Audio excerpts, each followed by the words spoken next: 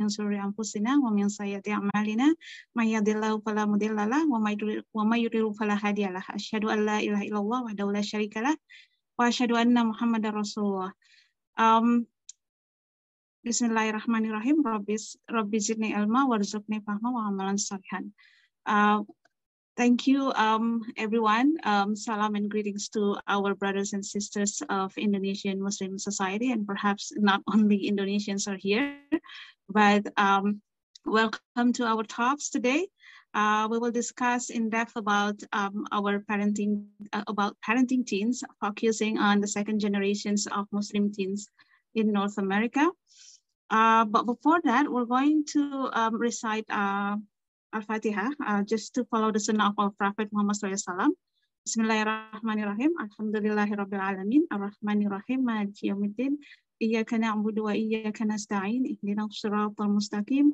Siratal ladzina an'amta 'alaihim ghairil maghdubi 'alaihim waladdallin. Brothers and sisters, today we are honored to have Dr. Amber.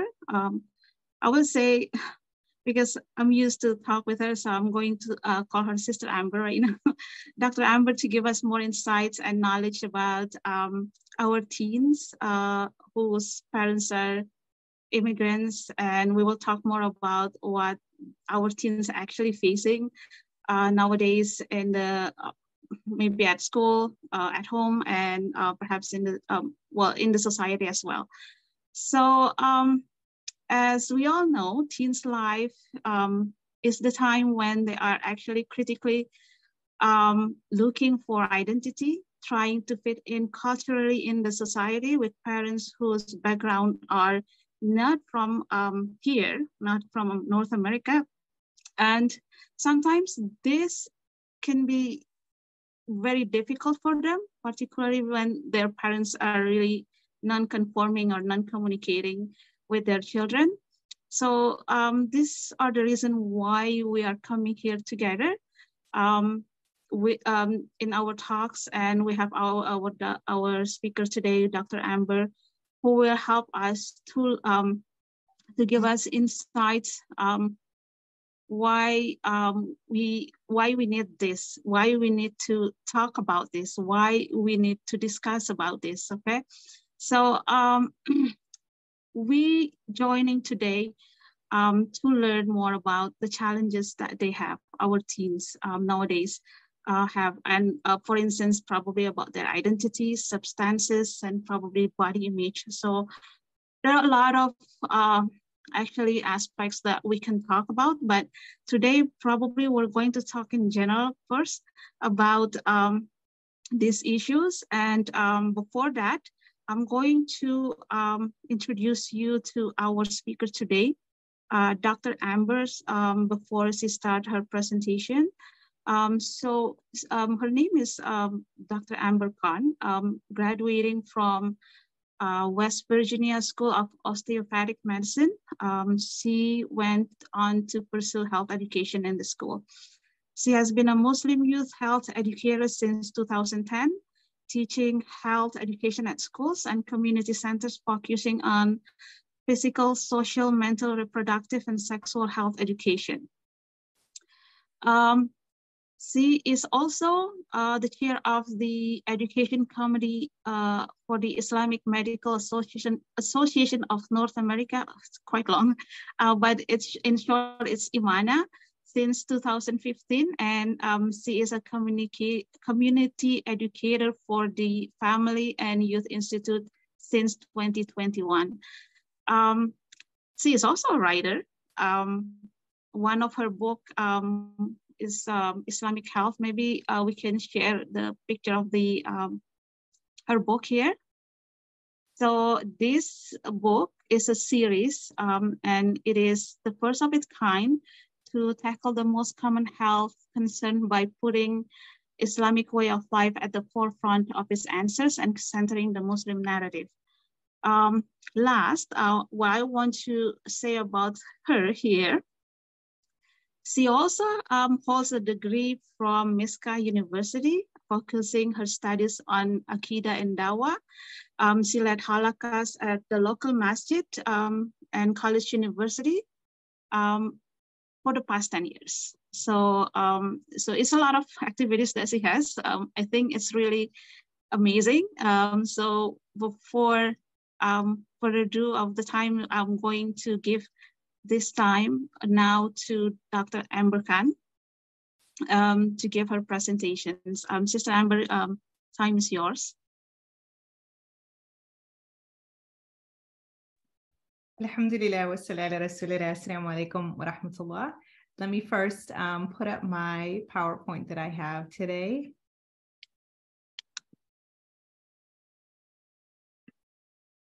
Alhamdulillah wa salatu rasulillah. Assalamu alaikum wa rahmatullah. Jazakallah khair, Sister Ernie, and it is a pleasure to be with you together with IMSA. Jazakallah khair for inviting me back, this time to speak with the parents.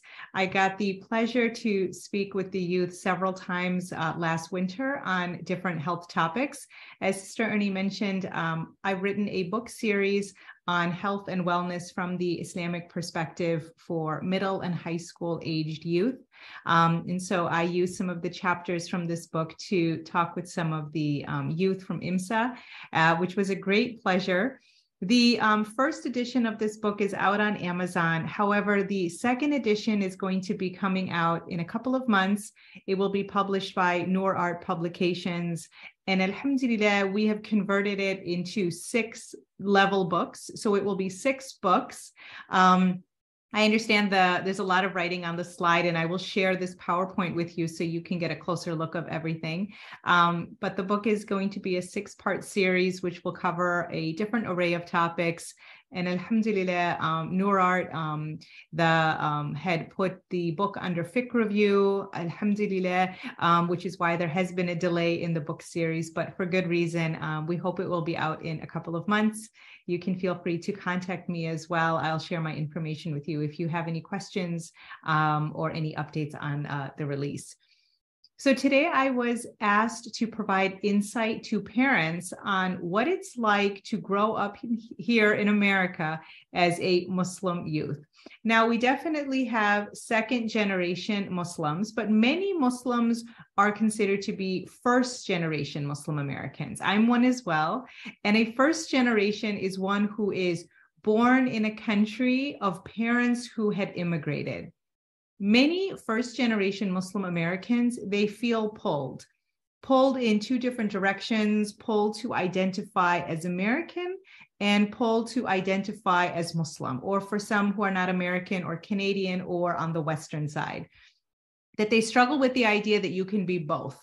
Now, there are some aspects in American culture, for example, that we as Muslims can engage in, right? They fall under the boundaries of what is Islamically permissible. But then there, of course, are those cultural aspects that don't. And youth have to find the strength within themselves to be confident in their Muslim identity and practice their faith without worrying what others think. So practicing with confidence. Now, Muslim youth, they are one of the fastest growing demographics in the United States. It's reported that 37% of American Muslims are under the age of 30. And a lot of them struggle with related issues in regards to their Muslim identity. So first thing is, I actually wanted to hear from you, and you're welcome to add this in the chat if you're comfortable, is as parents, with youth who are growing up in the West, what do you think they are struggling with the most living here? Or what is it that you find that you struggle with them as them being a first generation? So if you wanted to write in the chat, any thoughts on this question? Their Muslim identity? Mm-hmm.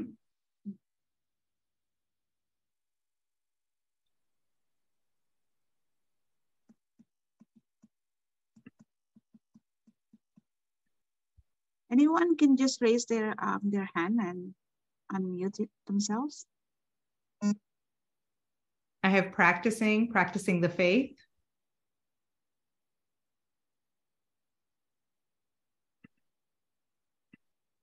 Communicating.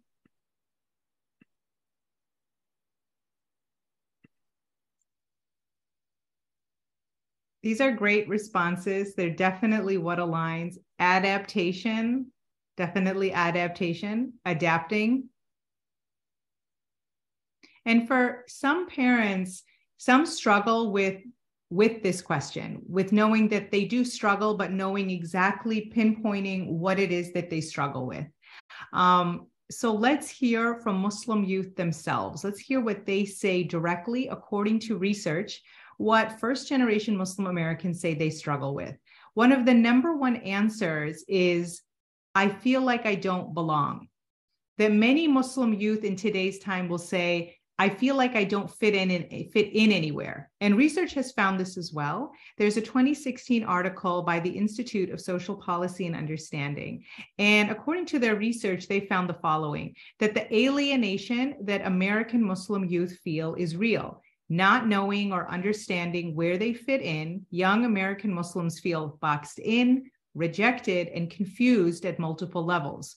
Their Muslim identity is under attack by the media. They feel misunderstood by their parents. They don't feel supported by their masjid and community environments, and they face a hostile climate at school. Think about some of the environments that are mentioned here. School, home, even the masjid, areas that are meant to be a safe and nourishing space, a place that a person should be thriving mentally and spiritual. These are the places that they say that they are struggling with the most. Now, studies have found that this feeling of alienation can become so strong that it may lead some youth to struggle with their Muslim identity. According to a mental health fact sheet by the Family and Youth Institute, it found that when you look at the masjid, when youth do not have a Muslim community, in other words, that they lack youth programming or don't feel welcome in the masjid, or when you look at their school environment, when Muslim youth experience discrimination, bullying, religious or cultural insensitivity, and then the home environment, they feel like their parents don't understand them. Youth feel they're being raised on their parents' homeland's culture, and youth have to understand that that's something that's all that their parents know. They don't know American culture if their parents were not raised here. But parents may put a lot of cultural expectations on them. And this can lead to a lot of cultural clashes in the home, where there's two or more cultures in the home and they're striving to influence or eliminate or displace the other one. So these types of feelings in these environments, research has found that for some youth, it may develop a weakening in their Muslim identity and also a higher likelihood of developing poor mental health. Another comment that many Muslim youth will say about being a Muslim American or within the first generation is that they want to assimilate. They'll say things like, I just want to do normal American things. Everything is haram. I can never just relax and have fun. That when our Muslim youth are constantly surrounded by things that they can't engage in or lifestyles that they can't support or participate in, that some youth, they actually start to resent Islam. They start to look at Islam's prohibitions as a burden rather than as a protection.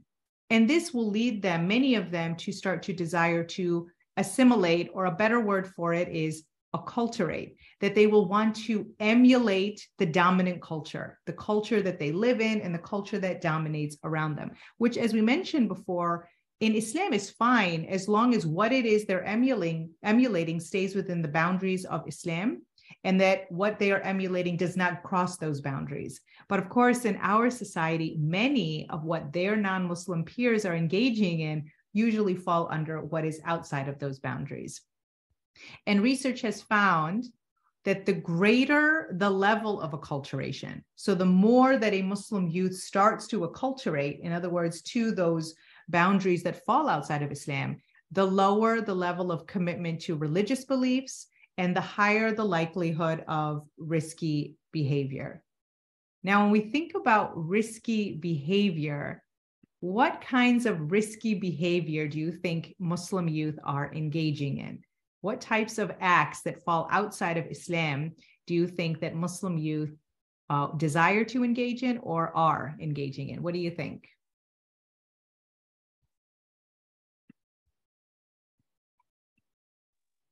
I think with the relationship with boys and girls. Yeah, like gender interaction. And I also see a comment here, even dating. Right. Dating. Even substance, like smoking. Yeah, like intoxicants, smoking, alcohol use. Right. And I think it's also with girls particularly is really, they have this low self-esteem because of the body image that they have. Body image is definitely a big deal. And what we're seeing even more so in today's time is that while females tend to dominate that visible struggle, that a lot of male Muslims, a lot of males are also struggling with that, but sometimes it's not as obvious. But yes, definitely issues with low self-esteem and body image. So I wanted to share a couple of things based on research that we have found. Firstly is the issue that was talked about right in the beginning about dating or premarital relations. So there was a 2001 study, and it found that 54% of American Muslim college-age students have already engaged in premarital sex. And there is a more recent study, this was done in 2014, and this was surveyed by both Canadian and American Muslims between the ages of 17 and 35, and it found that 67% have already engaged in premarital relations. And of those that didn't, that 50% of them have considered it, that they've been close to it, or they've desired it enough that they may consider it. Now, obviously, this is quite alarming. American society or Western society views sex very differently from Islam. They look at it as, well, it's something in which, whenever you're ready or the right time for you. It doesn't look at sex on a moral standing as we do in Islam. In an American level, we found that in America, just in general, we look at typically at non-Muslims, that 70% of non-Muslim Americans engage in premarital sex by the time they reach 20, right? So a lot of our youth, they're going to school with their non-Muslim peers, many of which are dating or have boyfriends and girlfriends or striving to, and they're talking about it a lot, or they're talking about the premarital relations they're having. So our youth are exposed to this quite often, whether it's in middle school or high school or definitely by college. The average age of virginity in America for non-Muslims is age 15 for males and age 16 for females. So again, this is the high school setting. This is what a lot of Muslim youth are being exposed to, not just in real life, but they also are exposed to it in the books that they read or the movies and TV shows that they watch. That this is the normal way of a high schooler, right? So this is what they're exposed to, which obviously contrasts very much from the Islamic way of life.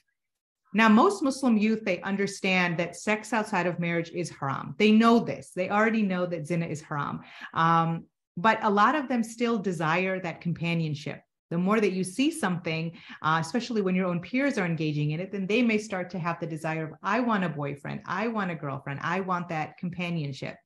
For some Muslim youth who do decide to date, but they're not engaging in zina or in sex, they're engaging in sexual acts short of that. Being alone, kissing, touching, these are all things that are on the rise. They may make excuses.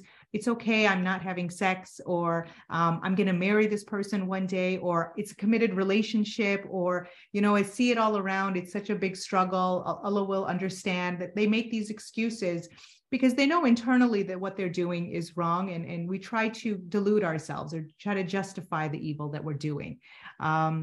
For others, they may struggle with masturbation, with sex stimulation. And what study has found, this is a recent study by the Family and Youth Institute, 2020-2021 study. It found that many Muslim youth, 59%, engage in pornography use and masturbation, that they will make up the excuse of, oh, this is a release of pent-up sexual urges, or my society encourages me to engage in this. This is a healthy form of sexual exploration, or they consider it a form of protection. Oh, this is protecting me from committing zina. So, they have this type of understanding that it's okay.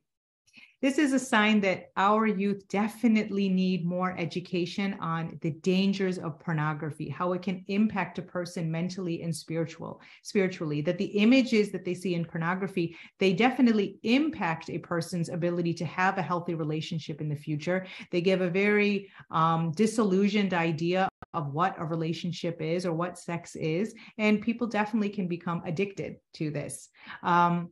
Also, is the education needed for our youth to understand the consequences of premarital relations, the physical risks such as STDs, unintended pregnancy, the mental risks, the risks of low self-worth that can be correlated, the social risks, as well as the spiritual risks.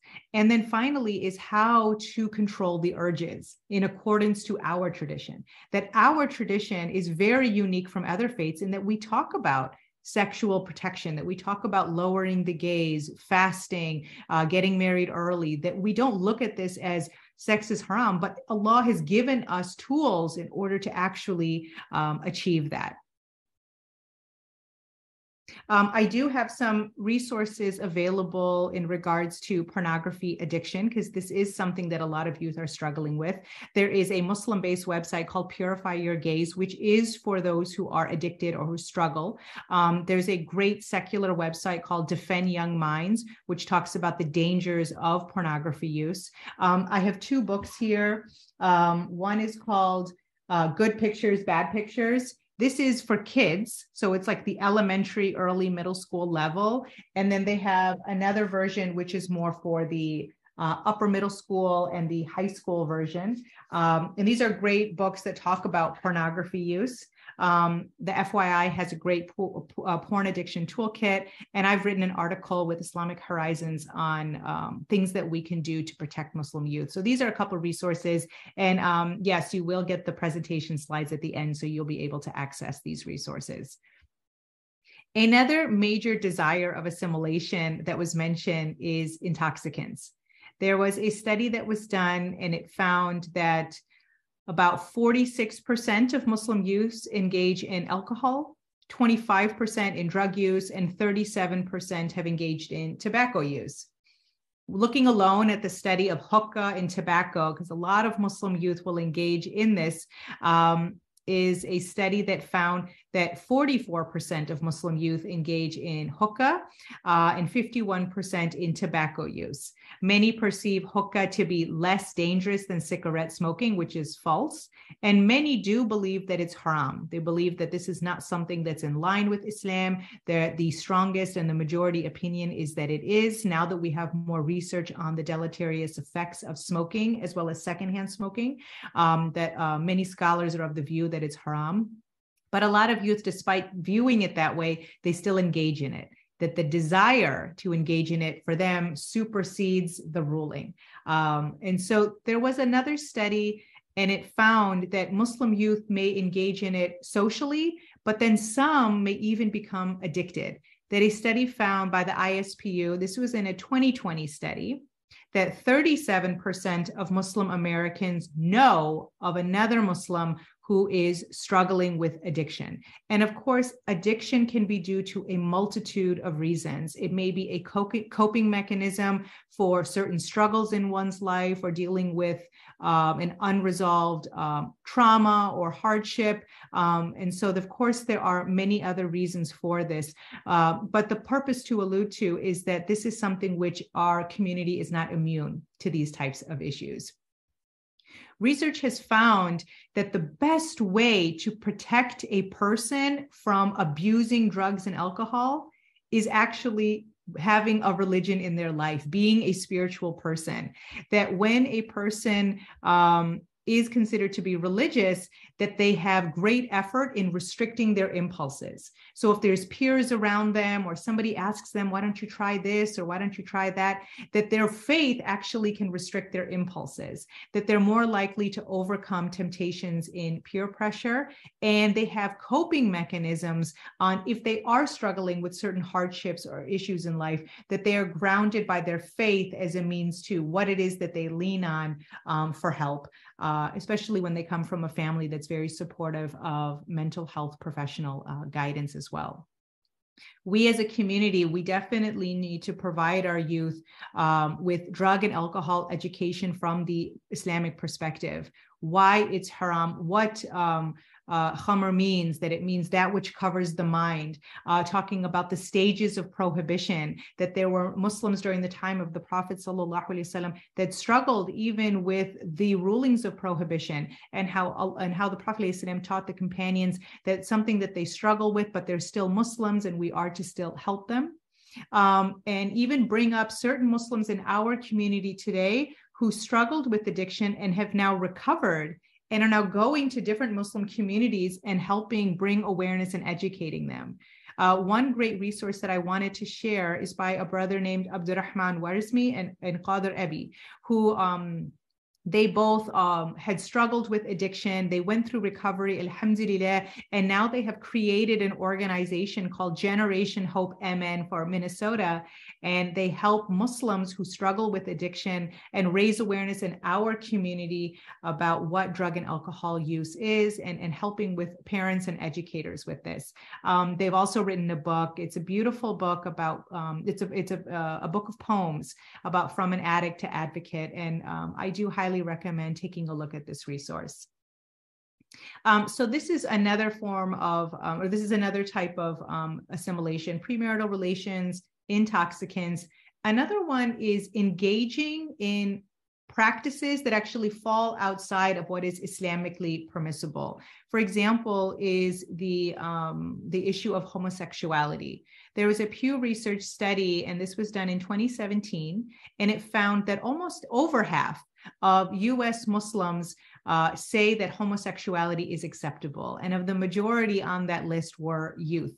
The youth are definitely exposed to this much more, them being in the age that they are and in the school system that they are. And there was a very interesting survey that was done, and it asked the question, why do you think so many Muslims are accepting of homosexuality? And one of the responses said that they have been thoroughly indoctrinated into that perspective, that it's something in which they see constantly, and it's something that targets their age group. So even if a Muslim personally or inside thinks, oh, I don't agree with this, or I understand the Islamic perspective, that they really struggle to confidently be able to stand up for even their moral choice and their moral decision.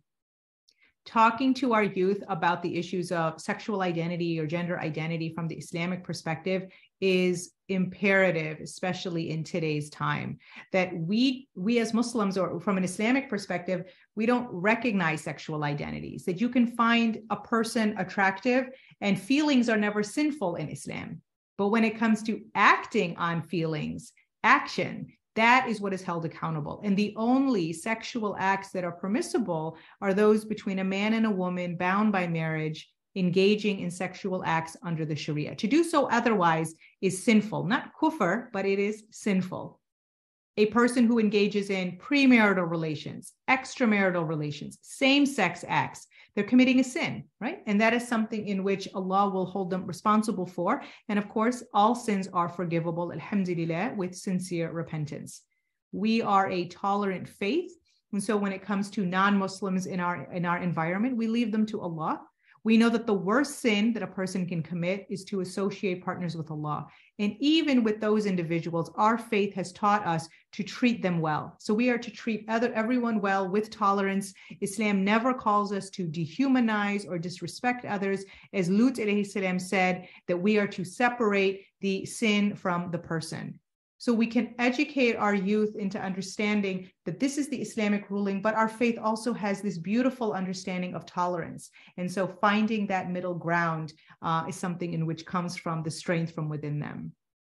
There are some incredible resources available today on understanding the Islamic narrative of sexual identity, some articles and some videos that I encourage parents to be at the forefront of this issue, because it's important for parents to understand what this issue is from the Islamic perspective, so that way they can teach it to youth. A lot of parents feel very lost on the sexual gender identity because it's something that it wasn't really a part of their time. Even myself, I was born and raised in America, and this is definitely an issue that I've had to research. It was very different when I was young, when I was youth's age.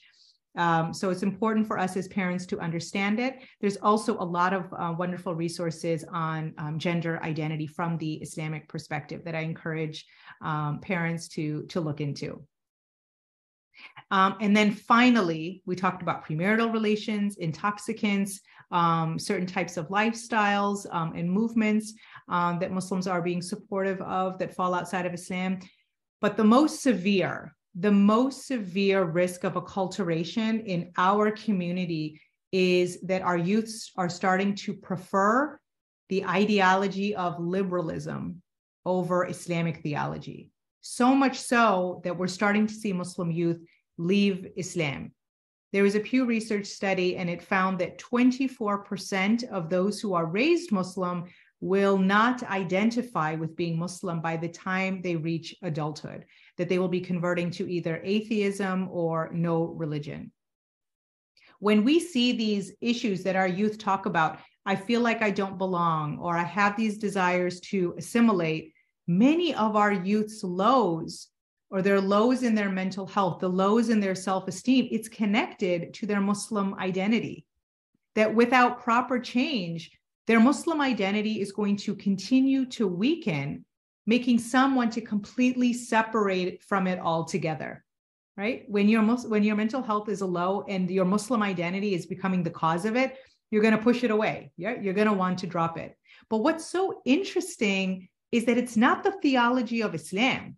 They're not questioning the aqidah. They're not questioning the religion. What they're struggling with is the identity that comes with the religion living in the society they're living in, particularly in their home, in their masjid, and in their school. Alhamdulillah, this is a fixable problem if we make changes to those environments and offer them the help and the services they need.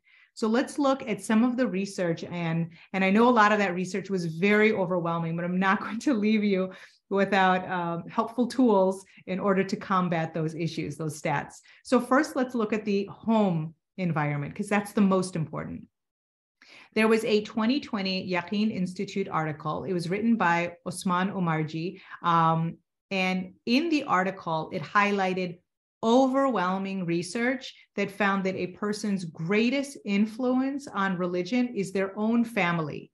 That it said that youth who are raised in religious families are more likely to be religious than youth raised in non-religious families. And what does religious families mean? That can mean different things to different people. That research found that religious families means when youth simply see their parents practicing Islam naturally for its own sake. That research has found this to be the most effective way to raise your youth on the fitrah. This is known as spiritual modeling. And a couple examples of that is when youth see their parents praying, fasting, giving in charity, treating their spouse well, controlling their anger, being honest in their business, not backbiting, controlling their own desires, taking care of their elderly parents, standing up for themselves respectfully, being patient, being kind to others of other faiths and lifestyles, showing tolerance. That when youth see their parents just simply practicing Islam in their everyday life, then they're seeing the wisdom behind the rulings. They're not looking at it so much as a burden anymore. They're looking at Islam as Islam is meant to protect you. There's wisdom behind the rulings. And with that, they're more likely to then imitate your behaviors and take initiative in practicing Islam when you're not there. That now they have a higher being that they are wanting to be held accountable in front of. It's not just, oh, my parents can't see me, I can do whatever I want. It's, you can't commit a sin as long as Allah cannot see you, and Allah can see all. Another example of spiritual modeling is the way that parents talk to their child, that they talk to them about Islam with them rather than at them. That the conversations that they have, the youth is in the driver's seat of the conversation. The youth is the one asking questions, voicing their opinion, initiating the conversation, ending it. They're picking the family halakha topic. You're giving them an opportunity to share their view and you're listening. They're not constantly being lectured or preached at. A beautiful prophetic example of this is the way in which Prophet Ibrahim alayhi salam had a conversation with his son Ismail alayhi salam. That Ibrahim alayhi salam, he saw in a dream that he was to slaughter his son. right? And rather than saying, okay, Ismail, get up, we have to do this, you have no say in this, it's an order from Allah, and that was all true. Instead of wording it like that, what was his approach? He said, what do you think? He's putting his son in the driver's seat, seeing, is he going to handle this test correctly? And alhamdulillah, his son did say, do as you are commanded. Research has found that when you have these types of conversations with your youth, when you talk with them rather than at them, not only does it increase their Islamic knowledge and they walk away with understanding and with more likely wanting to hear your point of view, that research has found this is the most meaningful religious relationship between the parent and the child. That, yeah, they can go to the masjid together, they can be in congregation together, and alhamdulillah, these are things that one should do. But when you're sitting and talking with your child, that you actually walk away, not just with, alhamdulillah, a greater certainty in the faith, but a closer relationship with the parent.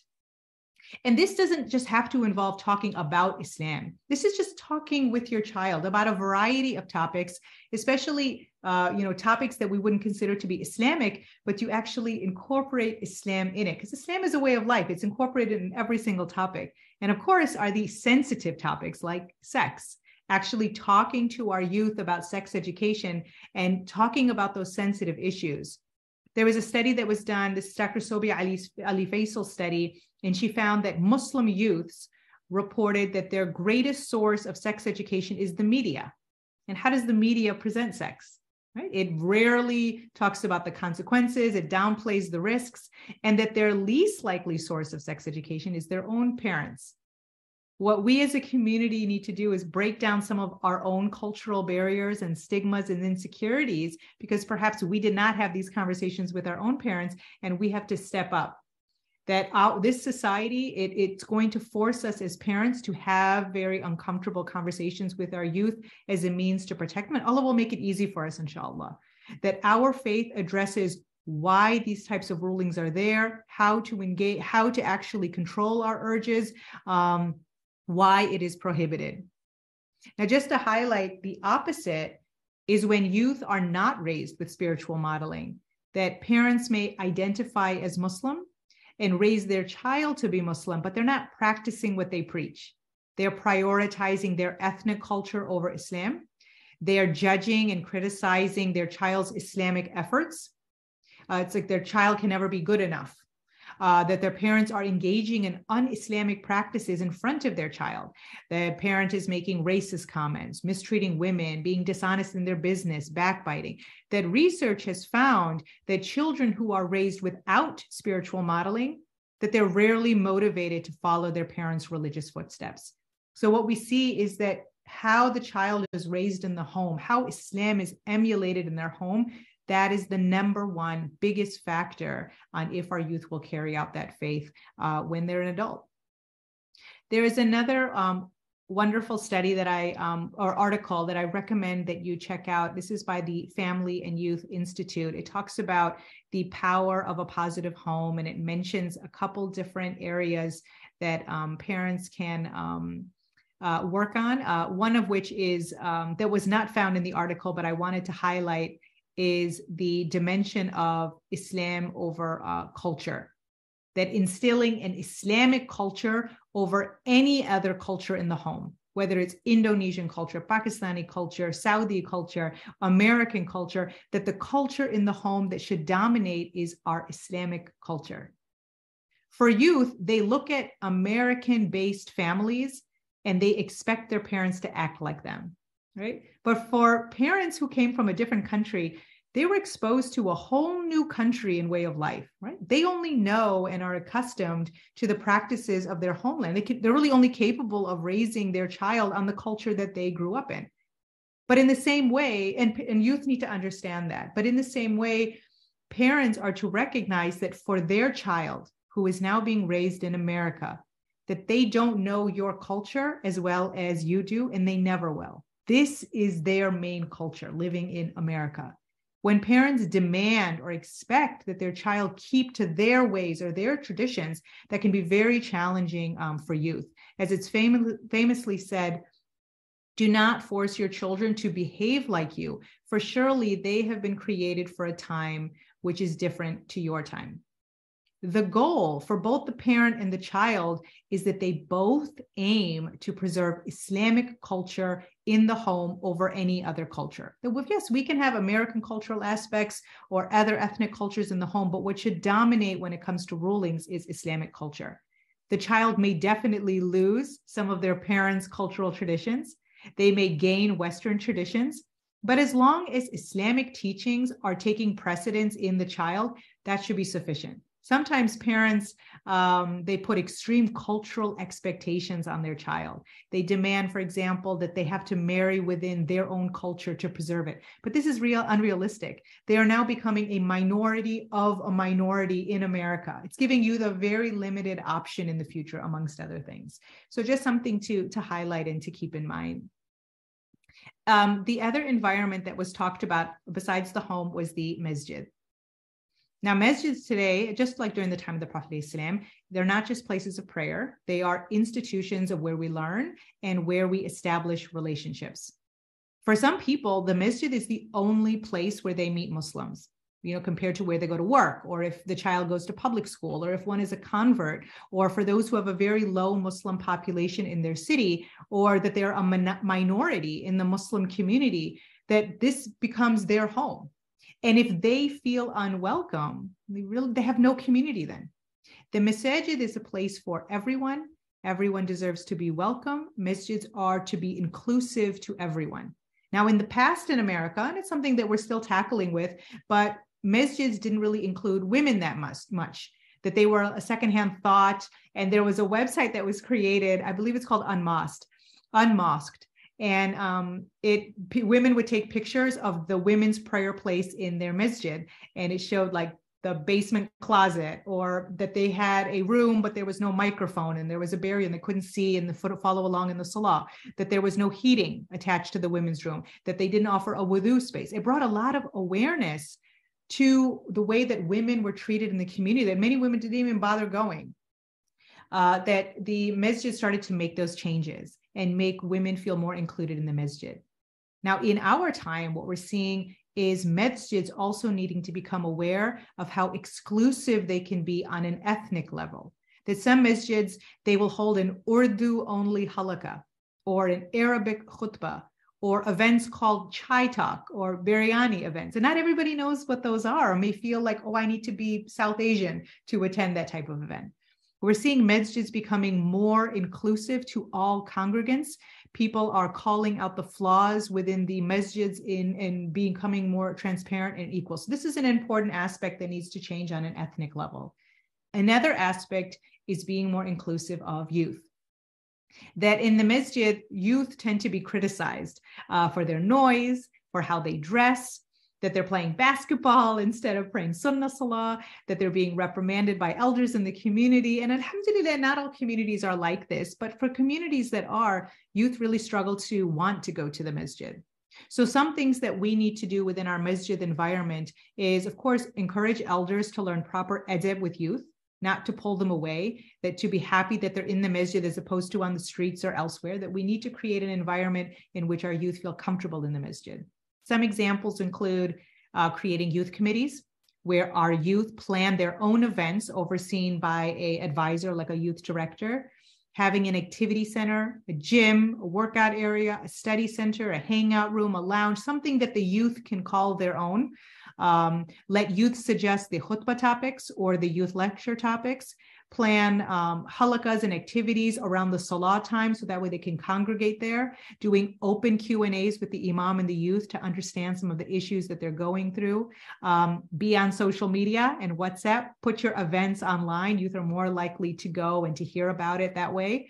Provide halal entertainment, Quran recitation competitions, open mic, spoken word, poetry, story time. These types of changes, they don't just give our youth a space, but they give them an opportunity to meet other youth, a place where they can start to make Muslim friends. There was a study that was done by Yaqeen Institute, and it found that when Muslims are friends with other Muslims, and it doesn't mean exclusively, of course, we can befriend non-Muslims, but when Muslims are friends with other Muslims, that it actually positively influences their faith. They're more likely to consider religion important in their life, pray, hold beliefs, and less likely to have doubts in Islam. What was really interesting about this study, it didn't look at how religious their friends were, but just simply whether they were Muslim or not Muslim. And this study, it suggested that if you have same faith friends, that it provides a level of religious support that's independent of actual religiosity. And subhanAllah, it aligns with the hadith of the Prophet ﷺ, who said that a person will be upon the religion of his best friends, so let one of you look closely at whom he befriends. And then finally is the school environment. Many Muslim youth, they don't go to Islamic school. It's expensive, and alhamdulillah, now we're starting to see voucher programs becoming available. We see it in Indiana as well as in Milwaukee, where Muslim youth get to go to school for free in the sense that the government provides for it. Inshallah, hopefully this is something that will become national. But also for those that do have an Islamic school, most Islamic schools end at 8th grade, right? Most Islamic schools, they don't go beyond that. So for a majority of youth, they are enrolled in public school, or they'll go till 8th grade, and then they'll definitely be in public school for the most part up till 12th grade, so for high school.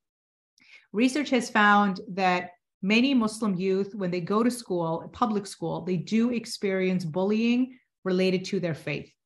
So it's something in which their Muslim identity, it leads bullying to be a cause of it. And there was another study by San Francisco State University that found, and this is subhanAllah very shocking because it was 5 to 9-year-old Muslim youth, that 1 in 3 didn't want to tell other children they were Muslim, 1 in 2 did not know whether they could be both Muslim and American, and 1 in 6 would pretend they weren't Muslim at all.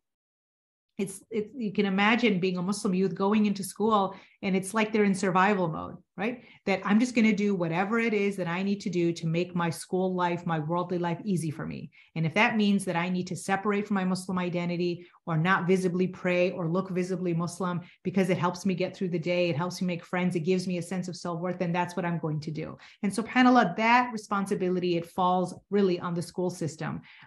This is something which should not be tolerated. No one should be bullied, especially when it comes to one's religiosity or culture. So I'll ask you, what are some things that you think our Muslim youth's mental well-being can be improved in the school system? Any ideas? Any ideas?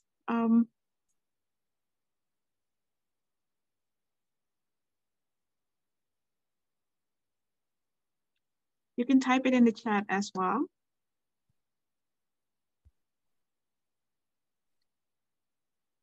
I can share something. Mm-hmm.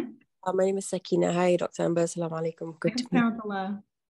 I've heard that some of my friends and parents in public school, when it comes to religious celebrations, sometimes the minority groups, the parents themselves initiate and talk to the school about, hey, you know, this specific religious celebration is important for my faith. Can I help the school to organize a little bit of an awareness thing for my child's class and then do some celebration? So the parents themselves taking a bit of the initiative to, in a way, be a proud Muslim in a public school. And usually the feedback from the school administration is that they're pretty open about it and they want to take the opportunity to educate their teachers or other students. But that does involve some effort from the parents' part also. I think that's one way that the youth see that, okay, this is not something to be ashamed about, and my parents are also being involved in the school.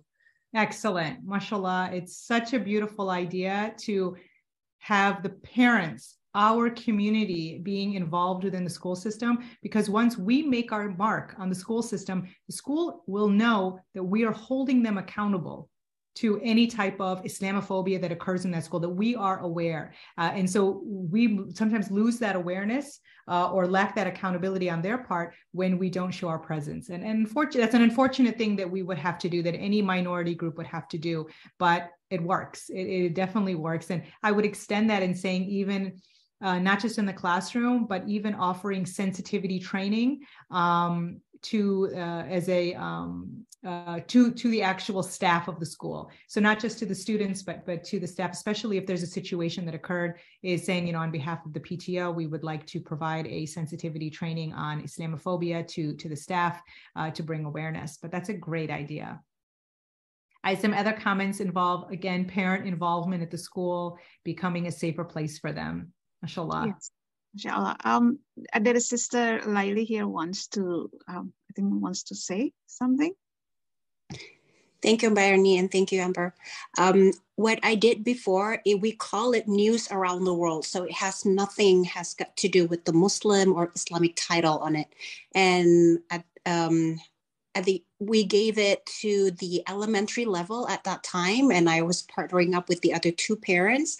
And when we were talking about New Zealand, we found out that Christmas over there is actually in the middle of the summer. And so the kids were just like, oh, wow, that's very different from our culture over here.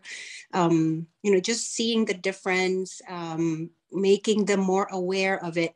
And then us as a parent also, when we're coming in with the hijab and then they find out that, we're Muslim, that also becoming just another conversation to have while they're having fun at the same time. So that may be another idea. Great idea, mashallah. I like the idea of it not just being about religion, but about just learning the world and that there's so much diversity. There's a lot of youth who have not traveled outside of the United States. And so to not see that there's a whole other world out there. Another thing that I'll mention from an Indonesian perspective is a lot of youth don't know that Indonesia has the largest Muslim population in the world. They assume that all Muslims are Arab or what have you. And so it also opens their mind in seeing that Muslims are not just painted all in the same brush based on what they see in the media. So even having when they have like cultural fairs at school and being able to represent Indonesia gives our children a sense of pride as well of all Muslims, that we come from all different walks of life. There is one idea that I wanted to suggest, and it was based off a research study that found that we should encourage our community to be very supportive financially of having Islamic schools go up to 12th grade.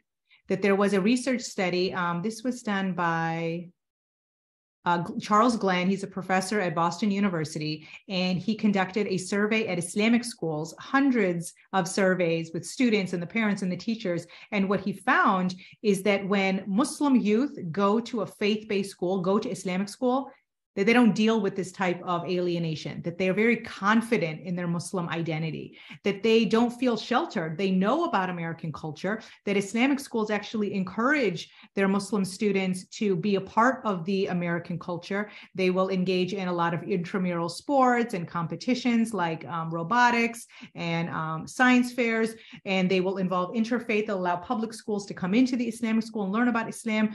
So it's not that the Muslim students are sheltered by any means. They know about American life, but that when they're in school for 8 hours a day, they're with mostly Muslim kids and have a Muslim environment, and they feel a strong sense of confidence. And this falls on us as a community to make it much more accessible and easier for every Muslim youth to have the option to go to Islamic school, especially if depending on the city and the community that they live in, that it's something where it's very challenging on a mental health level to go to a public school, that for some, their only option then is homeschooling when they feel like they are not getting the adequacy that they need. And of course, we fight for our rights in a secular school system, but at the same time the research was very interesting that showed the strength in the Muslim community.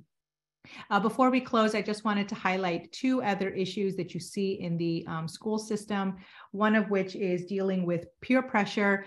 And from an Islamic perspective, we can not just involve parents in the school system and make changes on a political, legislative level, but also when we talk to our youth about school, is we talk to them about peer pressure. And from the Islamic perspective, we educate them on how to make friends and how to choose friends in your life, those who are like, that they're like a perfume seller. Their good smell rubs on you. Their good qualities become your good qualities. In contrast is a blacksmith's furnace, that the dirt on their hands become your dirt, that their bad qualities become yours. So we educate our youth on peer pressure, because whether they go to a secular school or even Islamic school, that they need to decipher what type of friends are good for their spiritual and mental well-being. And then finally, of course, and this is something which you'll see in the school system, but also now more so nowadays, is the issue of social media, and that is body image. Body image is how attractive a person finds oneself. And from an Islamic perspective, there is nothing wrong with wanting to look good and wanting to dress nice. As Abdullah ibn Masud radiallahu anh, the Prophet ﷺ said that no one will enter paradise who has an atom's weight of pride in their heart. And a man said, well, what if I like my clothes to look good and I like my shoes to look good? And the Prophet ﷺ said that Allah is beautiful. He loves beauty, but that's not what he's referring to. Pride means denying the truth and looking down on people. So if people want to look nice for the sake of Allah, it falls within the boundaries that we talk to our youth about good body image. Our faith teaches us so many elements of having good body image. That good body image is about focusing on Allah's idea of beauty, that there were some companions that struggled with low self-esteem, such as Zahir bin Haram, who was a Bedouin, and he didn't like the way that he looked, and the Prophet ﷺ had a special relationship with him.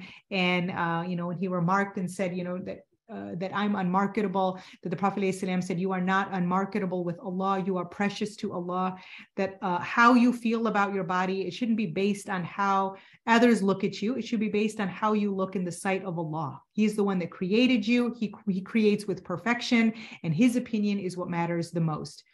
Another aspect we can do to encourage strong body image in our youth is that they value inner beauty. That Anas ibn Malik, he narrated the Prophet ﷺ, he was sitting with some companions. They see a man walk by who was known for being very famous and rich. And the Prophet ﷺ said, what do people say about that man?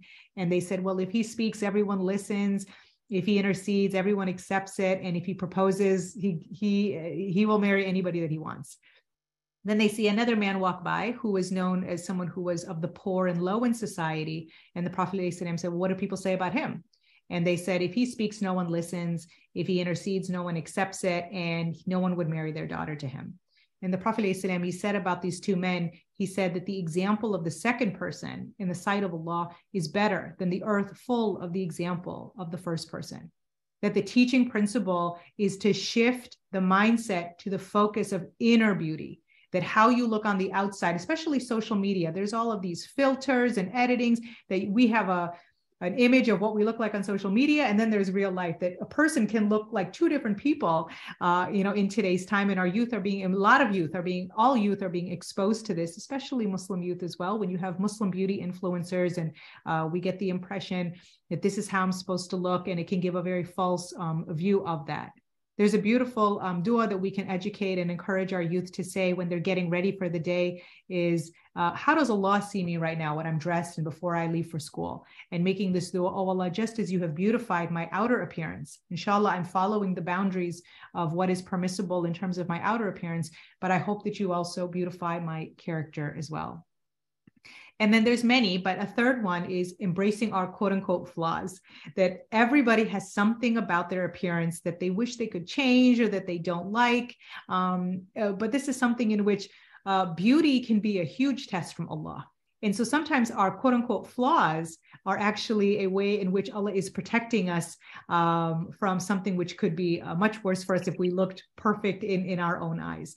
Abdullah ibn Masud radiallahu anh, he was very short and he was very thin.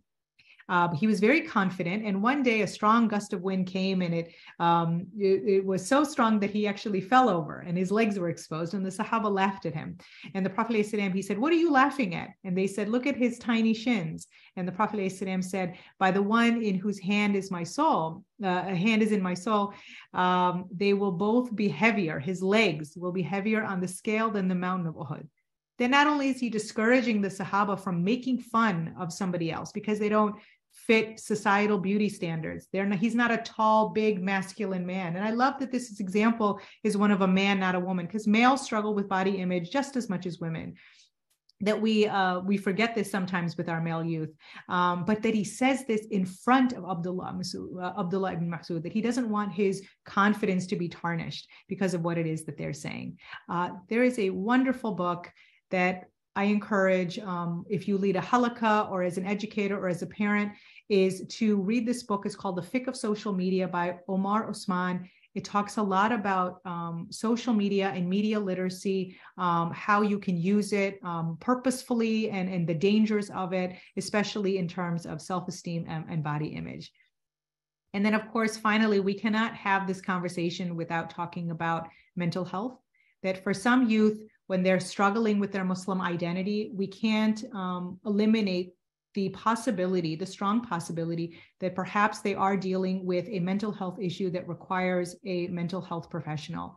Research has found that Muslim youth struggle with mental health, that mental illness is extremely common. Our community is not immune to it. And if we find as parents that maybe the help that our children need is beyond us or beyond the masjid or beyond salah, that we then go and talk to a mental health professional. Many Muslims have incorrect and false understandings of mental illness. And as a result of that, nearly 2/3 of people with a known mental disorder do not seek help because they do not have the support from their family. So if you feel most comfortably is talking to a Muslim mental health professional, these are Muslim-based ones. And so that way you can look into that and talk about things from an Islamic perspective. Of course, Islam is highly connected to our psyche. And of course, if we prefer that, it's better than receiving no help at all. Of course, we can receive secular help on a mental health level. And whenever it's an emergent situation, we're talking about the life of a person being at risk, we call 911, we go to the emergency room. But if we're talking about non-emergent matters, these are some Muslim-based ones.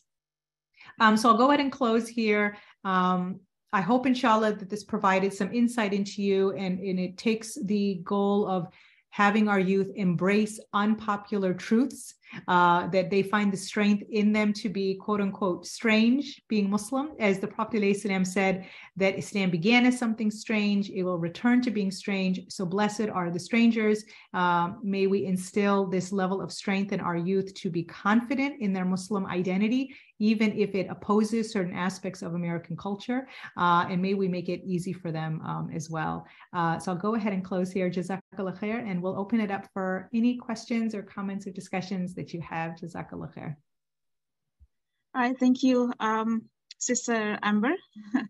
MashaAllah, it's quite a bit of information here that I feel like it's really, really in-depth insights that we try to dig deep about our youth. What are they actually facing right now, the challenges and stuff.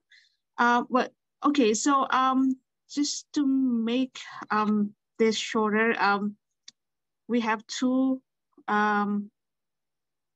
participants here who wants to ask questions. I think the first one was raising her hand is Sister Winnie, and the second one is Sister Wiwit.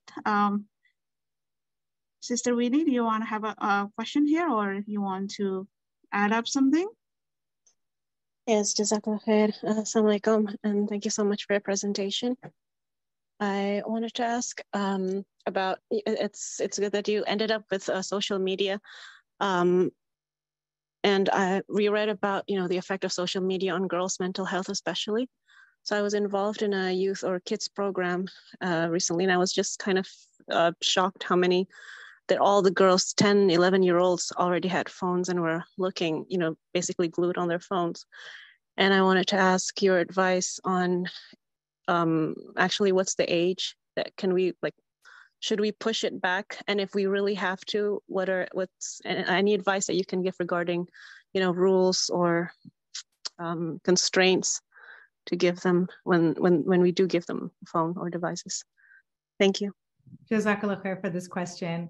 I think the goal is not that we take away phones, but that we educate our youth on how to use phones safely and effectively. I won't give my personal opinion on the matter because I think it really is case by case, but there was a recent research study that was done it was by the Surgeon General who shared this study very recently, a couple of days ago, and talked about that youth as young as 13 years old being on social media is detrimental for their mental health, and they should not be able to access it at all.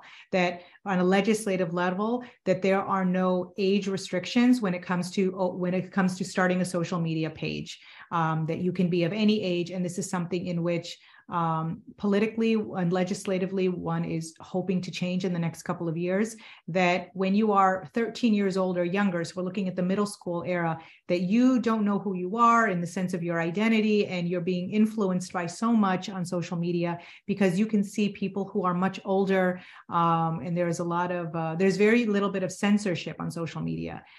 So research has found that as young as 13, and there are also a lot of psychiatrists and therapists who on their personal level, one of the things that they recommend or that they say from the parenting level is that they as parents, they do not allow their child to use social media until after high school, or they try to eliminate it and know as best as they can because of how detrimental it is for mental health. I would also like to highlight there was a recent headline that Seattle schools are suing. They've opened up a lawsuit for major social media platforms like YouTube, TikTok, Instagram, because they are promoting a mental health crisis that youth are currently dealing with, and they're not doing anything about it. And this is a huge groundbreaking lawsuit because now on a legislative school level, that now schools have the ability to demand change. So I think actually in the next couple of years, we're going to start seeing age restrictions on social media.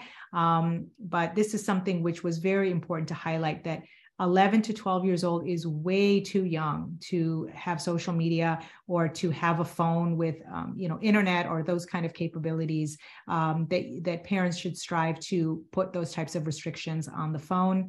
And may Allah make it easy, because it is very challenging, especially when their peers have it, that they feel like a sense of, I don't fit in, but their mental health is much more important in terms of on a safety level.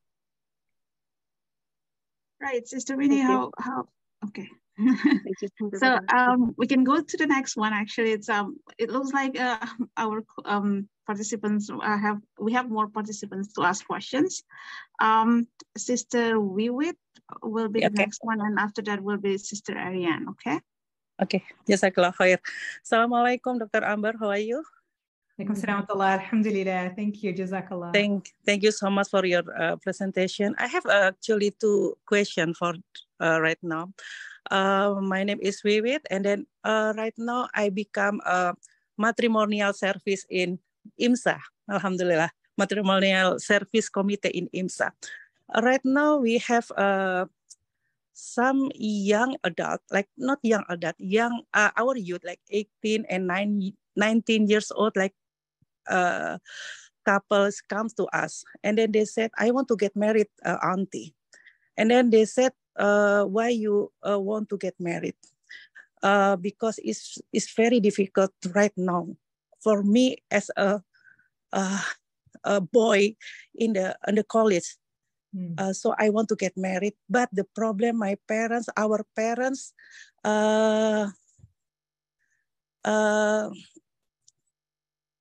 doesn't want it.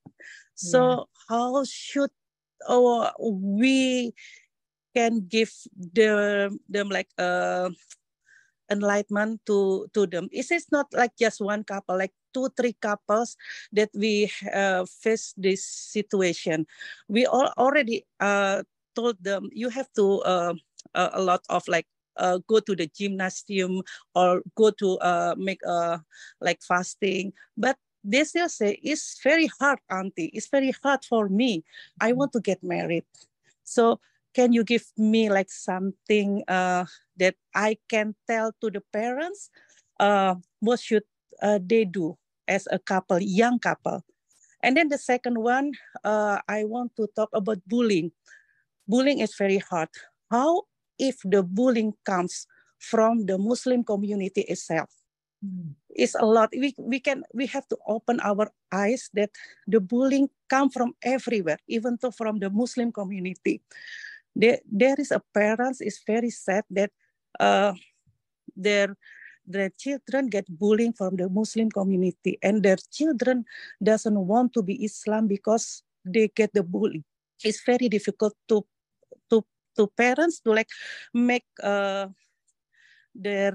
daughter is come to Islam. They said Islam, the hijabis Muslim is hypocrite as blah, blah, blah. So what should we do as a parent if the bullying is come from the Muslim community itself? Okay, thank you so much. Jazakallah khair for your questions. For the first one, I first want to applaud tremendously the youth that are advocating for themselves. They are admitting that they are struggling with controlling their desires, and they know it's haram, and they're fearful of engaging in it, so much so that it's considered to be a cry for help, that they're asking and pleading that there is some type of halal opportunity. And of course there is, which is marriage. We know, of course, from an Islamic perspective that the Prophet ﷺ talked about being able to financially provide in order before one gets married, that this is something which is an important aspect to do. At the same time is looking at the environment that one lives in. For some parents, they tend to make the haram very easy and the halal very hard. When we live in a hypersexualized society like we do, sometimes it requires the parents to step up and make it easy for their child. So if their child has found somebody and they are somebody who is worthy of marrying, they have good Islam and good character, that they should strive to either get them married and help them on a financial level, so that way they can be in a halal relationship, but also the parents can work to provide for them, or they can set up on a case-by-case basis some type of opportunity for them to be married, but also be provided for, and they can kind of set that up in a way in which it's easy for them. But for some youth, it really is a challenge to just they're fasting and they are, lowering their gaze, and they're doing everything that they need to do, but it's still not enough.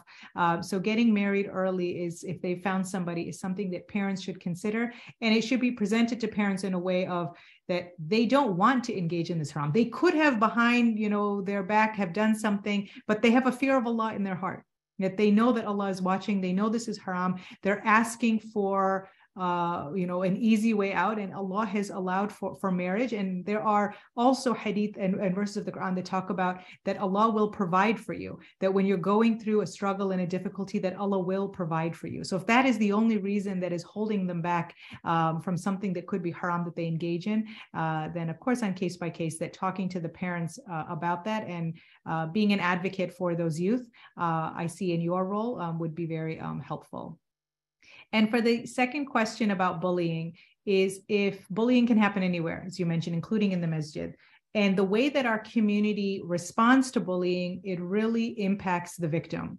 So if our community is not addressing it, then obviously the victim who is involved is not going to feel like the community is supporting them.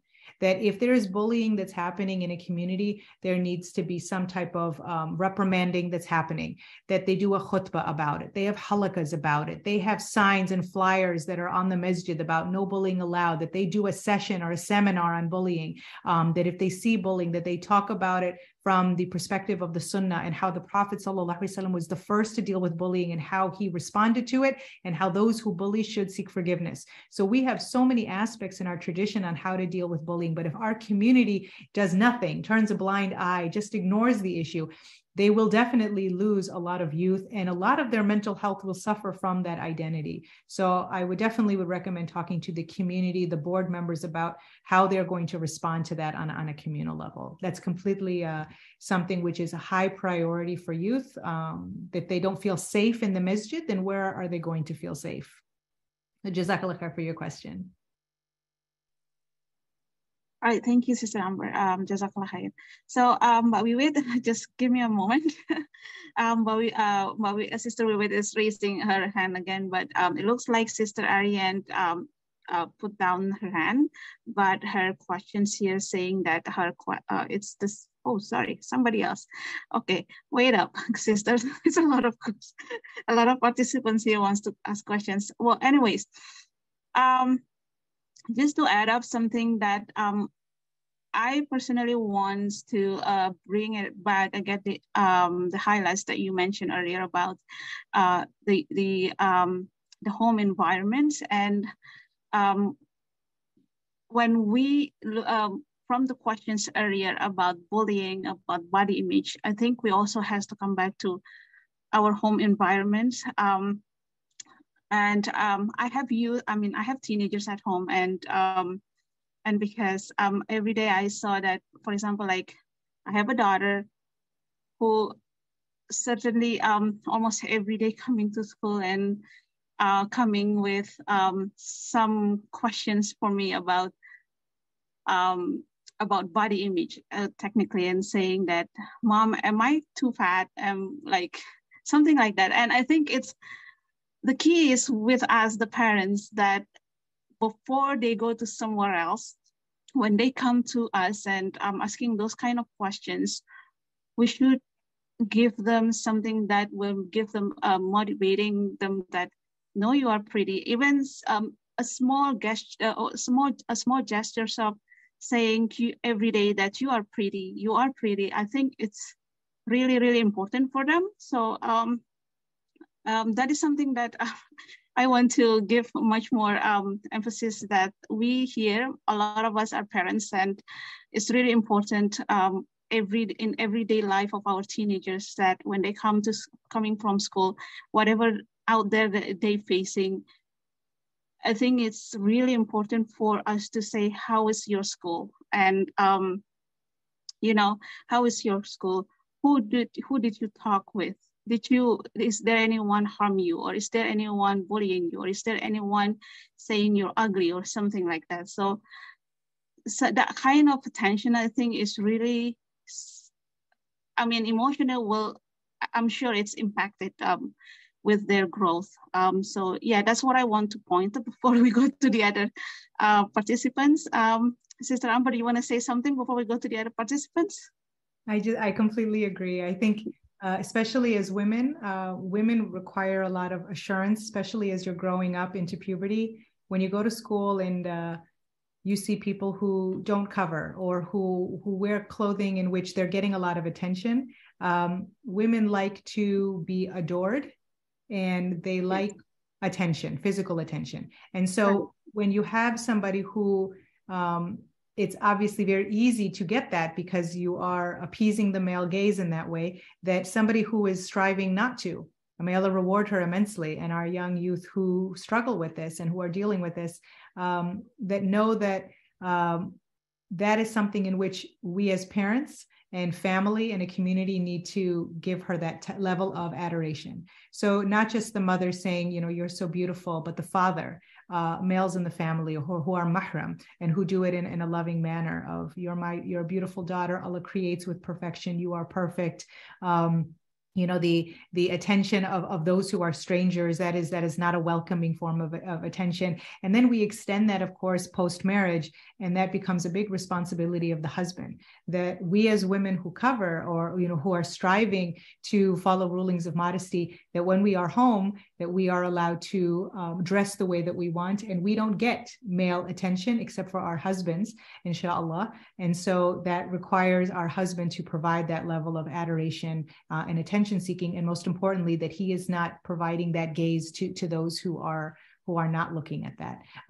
Or so for a father, for example, who, when there's beautiful women who are visibly exposing themselves on TV, that you have a father who will look away and say, this is not something that I want to look at. That's not adoring to me. That's not something I want to give attention. That their daughter is watching that. And she says, see, this is a man, because your father is the first impression that you have of what a man is. And so a father, even an older brother, this is not something that I want to look at. Or you see women, wearing revealing clothing, that they're not looking, or they're not, wow, she's so this, she's so that they actually have the response in front of the daughter, in front of the sister, that it will make her feel this is what beauty is. Somebody who is chaste, or who is guarding that this is something which is beauty. But that requires a whole other topic of masculinity and the responsibility of what it means to be qawam, to be a protector, to be a man, that falls on men. But we as women can do that to each other, and irrespective of men, that we can educate ourselves as women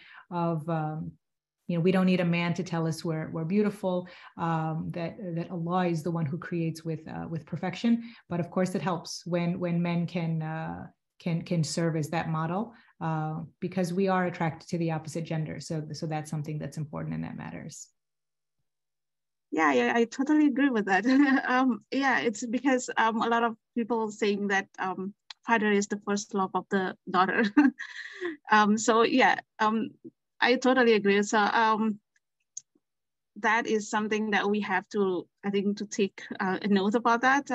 I really do hope actually a lot of fathers are here, but I'm not sure how many fathers we have here. I can't really tell, but yeah, I mean, it's really important for a father to have that kind of role as well in the daughter's life. But we with our Tawini, do you have more? Actually, Sister Ernie, if you don't mind, I just want to quickly share. I'll put it in the chat. This is a book called Futuwa. It's by Imam Dawood Walid, and it's all about manhood, what it means to be a man, a Muslim man, or a man in the sense of from the Quran and the Sunnah. So if we do have fathers here, also women as well, mothers, that I recommend you share this book with your sons. I have this book. I read it with my sons, and it gives us, it gives our youth, male youth, a good understanding of toxic masculinity in our society and what it really means to be a man from the Islamic perspective. So I recommend that in case you're looking for more information, inshallah. All right, thank you, Sister Amber, about this. Yeah. One more. I think we're just gonna wrap it up, but there is one more question, if you don't mind, Sister Amber. And after that, we're going to close this. Okay? Sure, no problem. Sounds good. Okay. Sister Ati, do you want to have a question? One more questions, and after that, we're going to close. Please go ahead.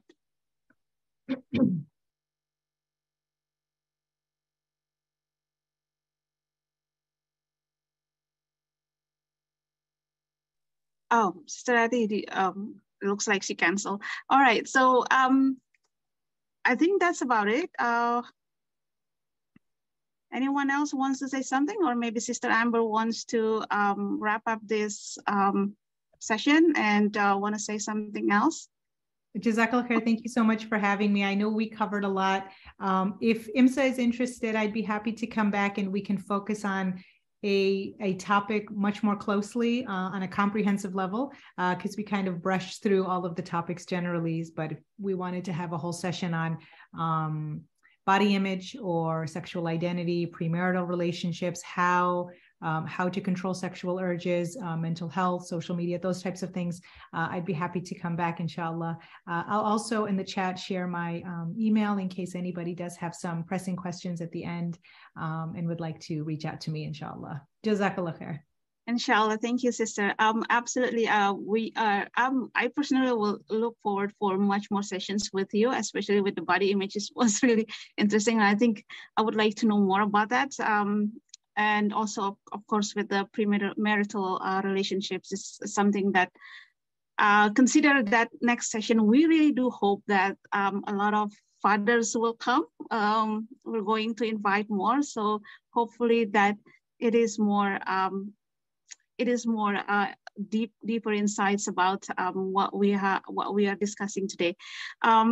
So we're going to close. Again, thank you very much, Jazakallah khair, for your time, Sister Amber. And I'm so sorry if it's more than 1 hour, because it's supposed to be 1 hour, but a lot of participants are really interested with this topic. So consider that we do hope we have another discussion about this.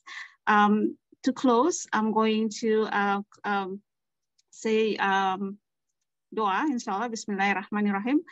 Subhanakallahumma wa bihamdika asyhadu an la ilaha illa anta astaghfiruka wa atubu ilaik. Bismillahirrahmanirrahim. Wal 'asri innal insana lafi khusr illa alladhina amanu wa 'amilus solihati wa tawassaw bil haqqi wa tawassaw bis sabr. Thank you, everyone. Sister Amber, parenting team, and of course, participants. It was a great time, and looking forward to seeing you again in another discussion and session, inshallah. And I will say Assalamualaikum warahmatullahi wabarakatuh. Wa alaikum salam wa rahmatullahi wa barakatuh. Jazakallah. Thank you very much, Dr. Amber. Jazakallah. Thank you.